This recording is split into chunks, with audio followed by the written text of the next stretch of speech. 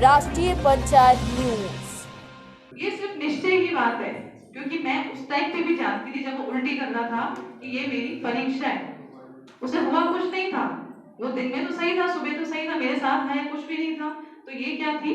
परीक्षा थी। हम सबको कभी कर्म भोग से न घबराना और कभी भी हम परिस्थिति से न घबराएं, क्योंकि परिस्थिति आती हमें शक्ति देने के लिए, हमें आगे बढ़ाने के लिए आती है।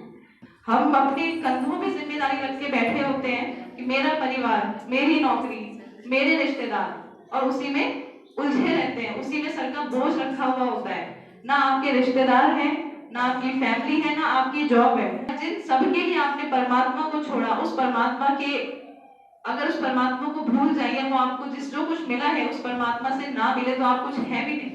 मैं तो कुछ नहीं हूँ। जो मुझे मिला, अगर परिवार मिला तो वो परमात्मा से शिव बाबा ने दिया। नौकरी है तो बाबा, सब कुछ है अगर तो वो बाबा की देन है, तो उसमें निश्चय क्यों ना रखूं।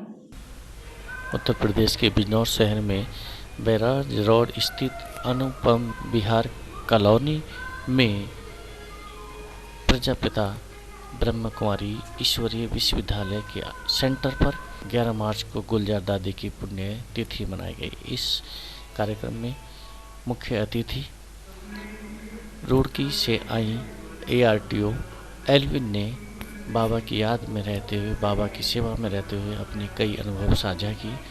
उन्होंने बताया कि जब हमारा परमपिता परमात्मा शिव बाबा से आत्मिक कनेक्शन जुड़ जाता है तो बाबा हमारे दुख दर्द दूर करने के लिए सदैव हमारे साथ रहते हैं, सदैव तत्पर रहते हैं। उन्होंने यह भी कहा कि हमारा बाबा से कनेक्शन तभी जुड़ पाता है जब हम मोह माया की परीक्षा को पास कर लें। आदरणीय राजयोगिनी दीदी सुरेश जी, मंचासीन अतिथिगण, उपस्थित सभी भाई बहने, मैं सबसे पहले दीदी का धन्यवाद करना चाहूँगी जो दीदी ने आज मुझे ये आमंत्रित किया। मैं फरवरी में सोच रही थी कि शिवरात्रि आने वाली है, क्योंकि लास्ट टाइम आज के दिन शिवरात्रि थी, 11 तारीख को शिवरात्रि का भी दिन था और गुलजार दादी जी ने भी शरीर छोड़ा था। तो मैं ये सोच रही थी कि शिवरात्रि का प्रोग्राम है और मेरे लिए 11 तारीख का दिन बहुत इम्पोर्टेंट था। मैं आपको बताऊंगी क्यों था। तो ये नहीं था कि क्या करूं, ये एक दिन पहले की बात होगी और अगले दिन ही दीदी का फोन आया और दीदी ने बिजनौर बुला लिया। तो मैंने बाबा को बहुत धन्यवाद किया कि मुझे समझ में आ गया 11 तारीख को मुझे सेवा मिली है। तो मुझे बहुत अच्छा लगा। जस्ट एक दिन पहले की बात थी, जो संकल्प था वो मेरा पूरा हुआ। लास्ट ईयर आज के ही दिन 11 तारीख को शिवरात्रि थी, तो सुबह झंडा लगा, उसके बाद हम सेवा पे चले गए। पूरे दिन बहुत उत्साह, क्योंकि एक तो शिव बाबा शिवरात्रि के दिन हमारे घर पे आए, तो एक अलग सा ही जुनून, क्रेज कह सकते हैं। मुझे बहुत खुशी थी, बाबा ने शिवरात्रि का दिन मेरे लिए घर पे आने का चुना। उसके बाद पूरे दिन हमने बहुत उमंग उत्साह से सेवा करी, बहुत मजा आया। तो शाम को जब घर पे आए तो घर पे जैसे फोन खोला तो मैसेज में पढ़ा कि गुलजार दादी जी ने शरीर छोड़ दिया। तो दोनों ही मिक्स सी फीलिंग हो गई। सुबह तो बहुत उत्साह था और जब शाम को पता चला तो थोड़ा मूड, क्योंकि दादी, अब आप लोगों ने सबके विचार सुने और दादी की महिमा अपरम अपार है, क्या उनके लिए बोला जाए। इतनी बड़ी हस्ती ने शरीर छोड़ा तो अच्छा सा नहीं लगा। गुलजार दादी जी की पुण्य तिथि पे आज मुझे सेवा का मौका मिला, उसके लिए तो मैं सच में बहुत दिल से खुश हूँ, दीदी का धन्यवाद करती हूँ। सेवा का मौका बार बार थोड़ी मिलता है, परिवार वाले थोड़ा सा नाक मुंह टेढ़ा करेंगे, फिर है तो अपनी, कुछ थोड़ी करेंगे। तो मैंने कहा मैं सेवा पे जा रही हूँ, थोड़ी देर में वापस आ जाऊंगी, आप मेरा वेट करना। तो थोड़ा सा तो नाक मुंह तो था, लेकिन मैं आ गई। फिर हम यहाँ पे आए, सेवा में रहे। उस दिन जाना था, लेकिन हमारी गाड़ी के आगे किसी ने अपनी बैलगाड़ी खड़ी कर दी और वो गाड़ी अटक गया। मेरे जाने का टाइम हो गया, लेकिन वो वहां से गाड़ी ना मिले, वो खाना खाने चला गया। देर पे देर हो रही थी, लेकिन ये तो निश्चय था कि परिस्थिति तो आती है। जैसे जैसे चली वो भी आया, अब घर पहुंच गए। क्योंकि वो भी परिस्थिति ही थी। चाहती तो मैं भी उसमें अपना आपा हो सकती थी कि नहीं हम कैसे जाऊंगी, छूट जाएगा, ऐसा हो सकता था, लेकिन ऐसा कुछ था नहीं। फिर घर गए तो सबसे बड़ी जो परीक्षा आई वो घर पे आई। सब लास्ट परीक्षा किसकी आती है? अपनों की। हमारे लिए बाबा ने बोला भी क्या है, लास्ट में क्या है, क्या हमारा पेपर कौन सा है लास्ट का? नष्टो मोहा स्मृति लब्धा, है ना। तो लास्ट पेपर में मेरे पास वही आया। मैं घर गई तो वैसे जो हमारा छुटकू है उसको कुछ नहीं हुआ था। मैं सुबह गई थी ठीक ठाक था, मैं घर वापस आई उसने उल्टियां कर रखी थी। उसको कम से कम 102 से 103 डिग्री बुखार, छोटा ही था, 5-5.5 साल का था, और उसको बहुत तेज बुखार, और उसने इतनी उल्टियां मेरे सामने भी उसने उल्टी कर दी और वो रोने लग गया। अब इससे बड़ी परिस्थिति या परीक्षा क्या होगी? जो रिश्तेदारों को सुबह छोड़ के गई थी वो सामने सारे के सारे आंख वो करके खड़े हो गए। अब क्या करेंगी? तो मैंने कहा ठीक है, मेरा बेटा है, आपका भी तो कुछ है, उल्टी और बुखार ही तो है, मैं भी दवाई करूंगी, आप भी दवाई कर लेना, ठीक हो जाएगा। तो थोड़ा सा उन्होंने सुनाया वगैरह। मैंने कहा मेरा जाना निश्चित है, या तो मैं ऐसी जगह छोड़ के जाती जहाँ मुझे टेंशन होती कि क्या होता, मतलब क्या करेगा बच्चे का, कैसे करेगा। कोई अपने परिवार में नानी के साथ मामा के साथ है तो कोई कुछ थोड़ी होगा, नानी तो माँ से भी ज्यादा प्यार करती है। मैंने कहा ये रहा आपका बच्चा, दवाई मैं बताती हूँ आपको, ये दवाइयां हैं, इस टाइम पे दे देना, ज्यादा तबीयत खराब होगी तो डॉक्टर को दिखा देना, मैं जा रही हूँ। तो सारे के सारे खड़े रह गए, कोई छोड़ने भी नहीं आया, और मैं आ गई नीचे। उसके लिए थोड़े, जो गाड़ी से गई थी उसके लिए बहुत सारे खिलौने खरीद के मतलब भेज दिए ताकि उसको भी ना लगे कि मम्मा मेरे को ऐसे छोड़ के चली गई। और ये सिर्फ निश्चय की बात है, क्योंकि मैं उस टाइम पे भी जानती थी जब वो उल्टी कर रहा था कि ये मेरी परीक्षा है। उसे हुआ कुछ नहीं था, वो दिन में तो सही था, सुबह तो सही था, मेरे साथ था, कुछ भी नहीं था। तो ये क्या थी? परीक्षा थी। उसके बाद जब मैंने सुबह रास्ते में ही पहुंचे तो थे नहीं माउंट आबू, मैंने मम्मी को फोन करके पूछा, मैंने कहा तबीयत कैसी है? कह रहे ठीक हो गया, 2 डोज कल दे दी थी, अब ठीक है, खेल रहा है। तो ये सब क्या था? निश्चय। शायद कोई होता, ये पता नहीं सही है गलत है, बेवकूफी है, लेकिन मेरे को बाबा पे निश्चय था। मुझे पता है कि मुझे बाबा के पास जाना है। बाकी सब चीजें बाबा ने मुरली में भी कहा है कि तुम मेरा ध्यान रखो, तुम मेरा ध्यान करो, मुझे याद करो, तुम्हारी सारी चीजों की जिम्मेदारी मेरी है, तुम्हारा ध्यान मैं रखूंगा। हम अपने कंधों में जिम्मेदारी रख के बैठे होते हैं कि मेरा परिवार, मेरी नौकरी, मेरे रिश्तेदार, और उसी में उलझे रहते हैं, उसी में सर का बोझ रखा हुआ होता है। ना आपके रिश्तेदार हैं, ना आपकी फैमिली है, ना आपकी जॉब है।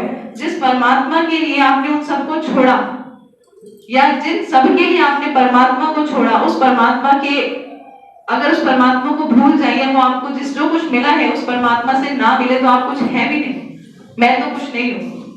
जो मुझे मिला, अगर परिवार मिला तो वो परमात्मा से शिव बाबा ने दिया, नौकरी है तो बाबा, सब कुछ है अगर तो वो बाबा की देन है। तो उसमें निश्चय क्यों ना रखूं? सहारा ढूंढते हैं मम्मी से। आज मम्मी एक ऐसी चीज है जो सारा प्रेशर कुकर का काम करती है ना। तो फोन में घुमा के कहते मम्मी आज सास ने ऐसा किया, ननद आ जाती ऐसा करती है, ये करते हो। उधर से मम्मी बताएगी पता है भाभी ने क्या किया तुम्हारी, ये किया। तो बातें क्या है? सारी नेगेटिव। हमने सारी जिम्मेदारी ननद, भाभी, चाचा, मामा का सबके किसने हमने ले रखी है। आपकी है वो है, देते क्यों नहीं उसको जब है नहीं? परमात्मा मांग रहा है, परमात्मा धरती पे आया है आपसे आपके दुख मांगने, सुख करने, तो देते क्यों नहीं है? मैंने प्रैक्टिकल अनुभव किया है। जो हम उस चीज की टेंशन लेते हैं जो हमारी है ही नहीं। हमारा असली स्वरूप क्या है? ये सब लेके आए थे ना, लेके आए थे ना लेके जाएंगे, ये यहीं का है, यहीं छोड़ के जाएंगे। हमारी आदरणीय सुरेश दीदी जी को मैं आमंत्रित करती हूँ कि आप आए और दादी जी के विषय में अपने अनुभव युक्त विचार रखें।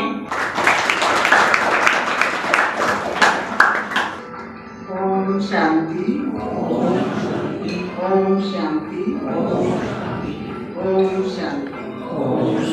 परम पिता परमात्मा की प्रिय संतान, मंच पर पधारे हुए हमारे सभी मुख्य विशेष अतिथि और सभा में पधारे हुए सभी भाई और बहनें, और आज हम यहाँ दादी की पुण्य स्मृति पर यहाँ पर एकत्रित हुए, क्योंकि दादी कैसे बनी दादी, इसलिए दादी तो एक बच्चों का ही रूप था, लेकिन उनके कर्म ऐसे थे जो आज सबके मुख से दादी निकलता है। इसलिए दिखाया गया कि एक बार दादी ने अपना अनुभव सुनाया था कि दादी जब 9 साल की थी तो उनकी मम्मी जो थी सत्संग में गई हुई थी, और सत्संग में गई थी जो पीछे जैसे तरीके में फलवे से निकल जाते हैं, तो वो निकल रहे थे, उनसे वो बैठी खेल रही थी, वो बच्चे भी थे, वो खेलते खेलते वो जो है कि ट्रांस में चली गई। अब ट्रांस में चले गए, सभी चले गए, सत्संग भी पूरा हो गया और वो वहाँ वैसे के वैसे ही बैठे।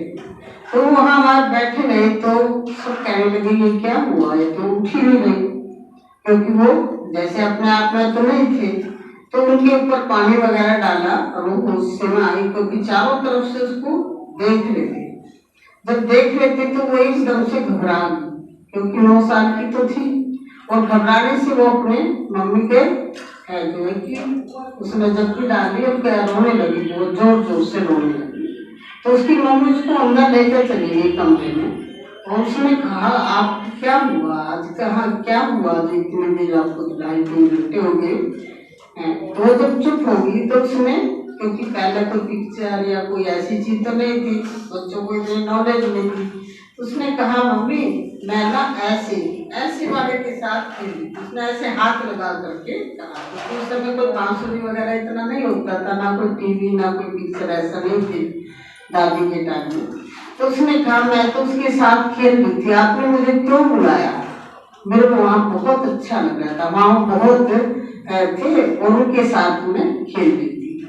उसने कहा अच्छा वहाँ क्या था, उसने सारा बताया कि वहाँ इतना अच्छा महल था, उसके अंदर वो था, ट्यूशन का तो नाम नहीं था उसको पर, तो ट्यूशन था क्या था, आजकल के बच्चे बहुत सोचते हैं, लेकिन उस समय के बच्चे इतने नहीं थे। इसलिए जब उनको ऐसा हुआ तो फिर दादी ऑलराउंडर उनकी मदर थी, तो उस जग में ही आ गए थे, वो साथ में वो भी थे। तो बाबा उनको अपने पास जैसे जैसे बाबा कोई बात कहता था, दादी वो ट्रांस में जाके उसको पूरा सत्य परिचय लेकर आती। फिर बाबा जो था दादी को सब बच्चों के साथ में रहने देता था, क्योंकि वहाँ बोर्डिंग में भी जहाँ भी सब रहते थे, बाबा ने हॉस्टल बनाया हुआ था, वहाँ और रहते थे, लेकिन गुजरात दादी को बाबा अपने साथ रखता। क्यों साथ रखता था, क्योंकि दादी का बिल्कुल इनोसेंट थी, दादी के अंदर संसार का व्यर्थ का तो पता ही नहीं था, दादी को व्यर्थ होता क्या है, इसलिए ना ही दादी, इसलिए बाबा दादी को अलग से रखता था कि इसके संसार की कोई भी चिंतन परमत प्रदर्शन इसकी देह बुद्धि पर लेप ना लगा। तो इसीलिए दादी का अलग से ही था। लेकिन जब हम दादी से मिलते थे उस समय तो हम शांति भवन में मिलते थे। जब इंसान अपने पर पोजीशन पे होता है तो उस समय पब्लिक का दबाव होता है, और पब्लिक के दबाव से हमारे से भी गलत काम हो जाते हैं। तो भगवान इसमें कोई भी रियायत करने वाला नहीं है, क्योंकि लोहे को लोहा काटता है। इस शरीर से जो पाप कर्म हुआ उसी शरीर के द्वारा ही वो भुगतान करना पड़ेगा। तो हम सबको कभी कर्म भोग से नहीं घबराना, और कभी भी हम परिस्थिति से ना घबराएं, क्योंकि परिस्थिति आती है हमें शक्ति देने के लिए, हमें आगे बढ़ाने के लिए आती है। तो परमात्मा से मिलने का सभी प्रयास करें। तो मैं ज़्यादा समय ना लेती हुई अपनी वाणी को ध्यान देती हूँ। ओम शांति।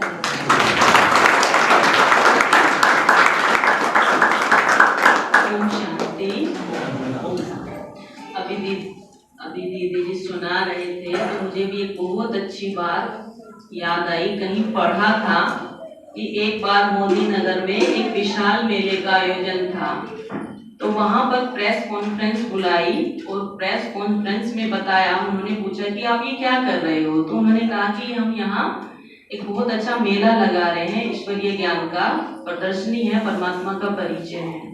और ये विश्व का कल्याण करने के लिए है। उन्होंने बताया कि ये समाज को एक नई दिशा देगा। तो उन लोगों को विश्वास नहीं हुआ, तो संतुष्ट नहीं हुए। तो दादी जी को उस प्रोग्राम में आना था, तो दादी जी समय पर वहां पहुंचे। तो जैसे दादी जी पहुंचे और दादी जी ने अपना उद्बोधन दिया, तो वो लोग जो है संतुष्ट हो गए, एकदम साइलेंस हो गया सभा में। दादी जी ने पूछा, अगर किसी का कोई प्रश्न हो तो पूछ सकता है। तो उनमें से किसी का भी कोई प्रश्न नहीं था। तो ऐसी साइलेंस की प्रतिमूर्ति दादी जी थे कि जिनके सामने सबके प्रश्न समाप्त हो जाते थे, साइलेंस हो जाते थे। ऐसी दादी जी गुलजार थी। सबको शेयर करूं, और हो सकता है कि YouTube पर उसको डाला जाए, तो मैं कहता हूं जो लोग देख सकते हैं उसको जरूर देखने, जरूर डाला जाएगा, मैं चाहता हूं। तो ऐसा आज का मेरा जो अनुभव है, मैं तो बहुत विभोर हुआ, और ऐसा मुझे मतलब जो प्राप्ति हुई, इसीलिए मैंने आपको सबको शेयर किया। और बाकी दादी जैसी थी उसमें काफी मुकाम आ चुके हैं। मैंने भी दादी को जो है शमशान में जब मैं गया था, तो उस समय दादी की उम्र 24-25 साल की थी। पहली बार जब मैंने देखा तो मैं स्टे हॉल में बैठा हुआ था। तो स्टे हॉल में जब मैंने देखा दादी को, तो उस वक्त मुझे ये लगा, आभास हुआ कि इतने बड़े नेत्र जो उसमें सुरमा डालती थी, सभी डालती थी मैंने, और ऐसा मालूम हो कि अगर वो पूरी दृष्टि से देख दे तो साक्षात्कार में भेज दे। और धीरे धीरे गुलजार दादी ने जो इस रथ के द्वारा जो गुलजार दादी के जो बाबा का जो है सन 69 है, और जो अब तक पाठ चला है वो सवाल से छिपा नहीं है। तो ऐसी गुलजार दादी की जो मतलब शरीर के माध्यम से जो सेवा इस सृष्टि पर जो संसार की हुई है, उनके बारे में जितना हम न कहें वो थोड़ा है। ओम शांति।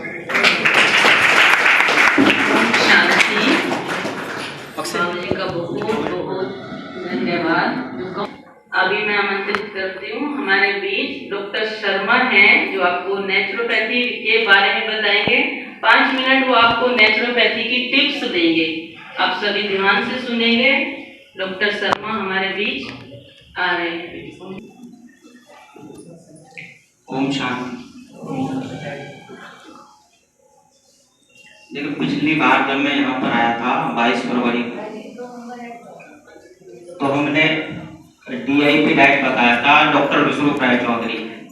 आप सभी लोग जानते होंगे, नहीं जानते तो आप YouTube पे गूगल पे सर्च कीजिए डॉक्टर विष्णु राय चौधरी, जो समाज के भले के लिए काम कर रहे हैं और बिना दवाओं के कैसे स्वस्थ रहा जा सकता है, और कैसे हम अपनी बीमारियों को बिना दवाओं के ठीक कर सकते हैं। फूड एंड मेडिसिन साइंस के साथ भोजन ही दवा है।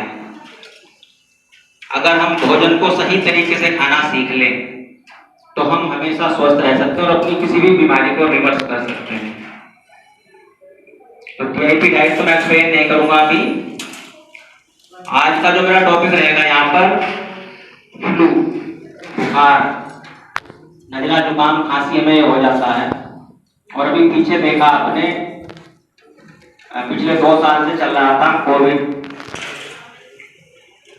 अब कोविड को एलोपैथी से भी ठीक किया लोगों ने, आयुर्वेदा से भी ठीक किया, नेचुरोपैथी से भी ठीक किया। अब एलोपैथी से जो लोग हॉस्पिटलाइज हुए उनकी डेथ भी हुई, हम सबको बड़ा दुख है, और किसी ना किसी ने अपने प्यारे को भी जरूर खोया है। तो क्या हम इस फ्लू को, इस बुखार को, इसको बिना दवा के ठीक कर सकते हैं? अगर ऐसी साइंस हमें पता लग जाए तो कितना अच्छा हो।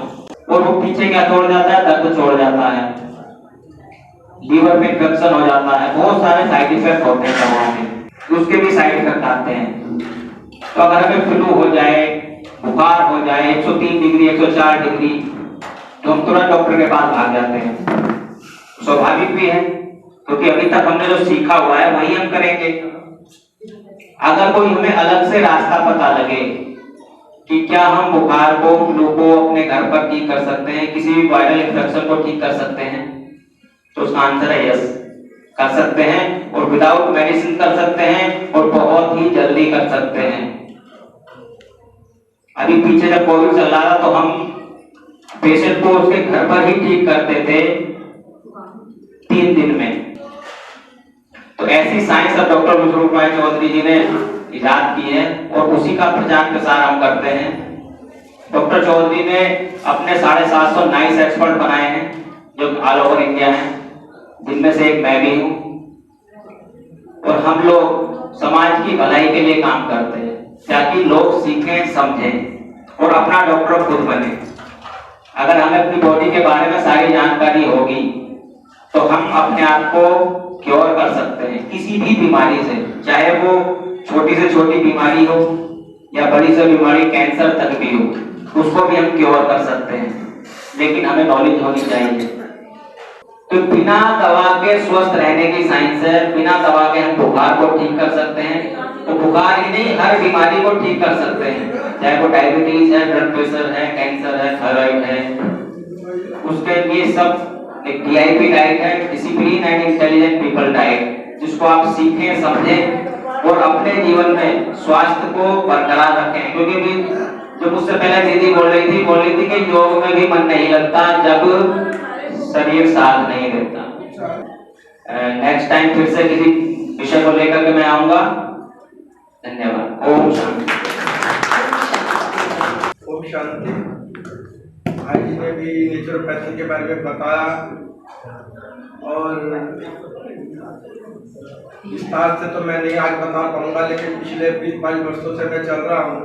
लेकिन कुछ परिस्थिति ऐसी आई कि पिछले 4 वर्षों में मैं नियम को तोड़ने में के लिए मजबूर हुआ और समझ रहा उनको नहीं निभा पाया कि खुद ही को कर बुलंद इतना, कि खुद ही को कर बुलंद इतना कि खुद खुदा बंदे से आकर पूछे बता तेरी रजा क्या है।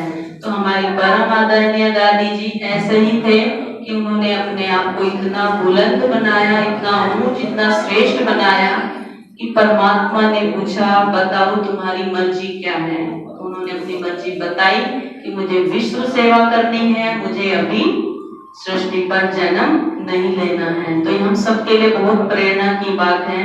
भगवान हम सबके लिए आए हैं, हम सबका एक ही लक्ष्य है, हम सबकी एक ही पढ़ाई है। जो दादी जी ने पढ़ी वही हम सबकी पढ़ाई। बाबा ही सबको पढ़ाने वाला, सबका टीचर बाबा ही है। तो जब वो बन सकते हैं अपने पुरुषार्थ से, तो हम सबको भी हमारी आदरणीय प्यारी दादी जी आज के इस पावन पुण्य स्मृति दिवस पर ये प्रेरणा दे रही हैं कि तुम भी जल्दी जल्दी मेरे समान, बाप समान बन जाओ। तो आज के इस कार्यक्रम जो हुआ है, इसमें जो हमारे मेहमान पधारे, हमारी बहनें, हमारे ही घर के मेहमान हैं, हमारे ही भाई बहनें हैं, तो उन सभी का मैं तहे दिल से बहुत बहुत धन्यवाद करती हूँ, आभार व्यक्त करती हूँ कि अपने सर्विस टाइम में भी आपने समय निकाला और परमात्मा की सेवा में सहयोगी बने।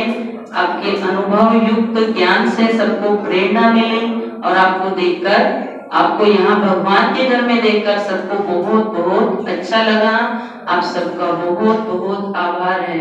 हमारे मीडिया वाले भाई बहनों का भी बहुत बहुत आभार है। कार्यक्रम के अंत में प्रजापिता ब्रह्मकुमारी ईश्वरीय विश्वविद्यालय की तरफ से सुरेश दीदी ने अतिथियों का सम्मानित किया, उनको स्मृति चिन्ह देकर और टोली के रूप में प्रसाद वितरित करके उनको सम्मानित किया। कार्यक्रम के अंत में सभी भाई और बहनों ने गुलजार दादी के चित्र के समक्ष पुष्प अर्पित किए और उन्हें श्रद्धांजलि अर्पित की।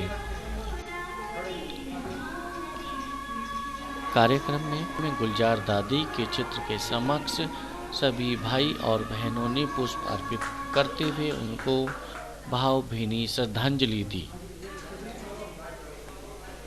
उसके बाद प्रसाद वितरण के साथ कार्यक्रम का समापन किया गया।